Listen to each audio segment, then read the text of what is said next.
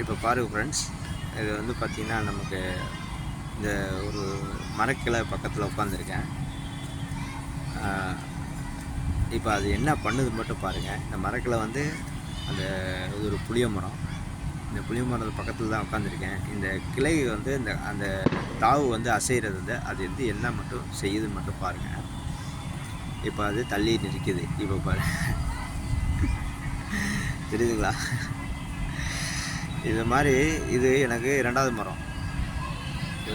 ஒரு கம்பெனியில் நம்ம கம்பெனியில் ஒர்க் பண்ணுறேன், அந்த நேர் ப்ரைவேட் கம்பெனியில். அந்த கம்பெனிலே இது 2வது மரம்.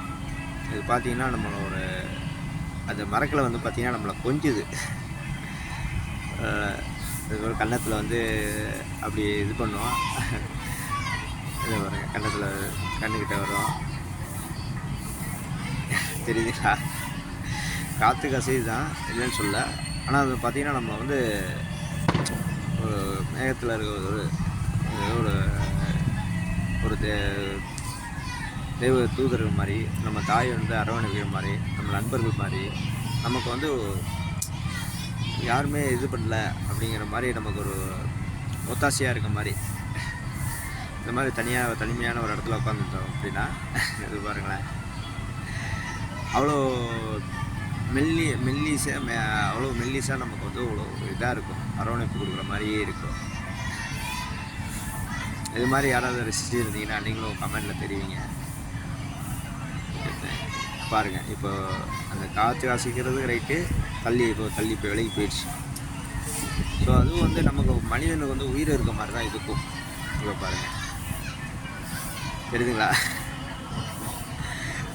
இப்போ பாருங்கள், அது என்னென்ன அந்த அசைவு என்னென்ன பண்ணுன்னு பாருங்கள்.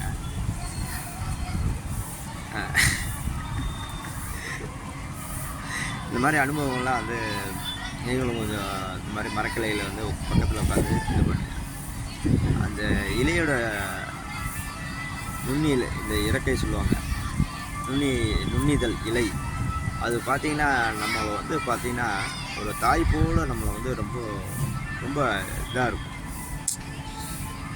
அது நீங்களா அம்மா வந்து எப்படி இருப்பாங்கன்னு தெரியும். நல்லா இருக்கும் பாருங்கள். Okay, thank you friends.